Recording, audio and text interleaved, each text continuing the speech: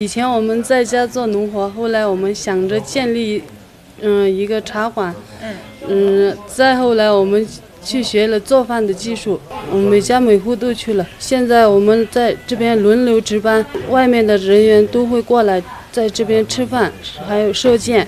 生意怎么样？生意还行，去年我们每家都分了4500元。来到位于甲帮村中央的金国妇女藏餐馆，忙碌的气息迎面而来。我们了解到，这个藏餐馆建于2021年7月，主要经营藏餐、中餐以及享健娱乐等。全村56户妇女全部参与了其中。为了促进金国妇女藏餐馆可持续发展，村党支部和妇女代表集体商议了日常管理、轮班轮休、卫生清洁等各项制度。如今，金国妇女藏餐馆已经成为了带动全村妇女增收致富的重要平台。抖音、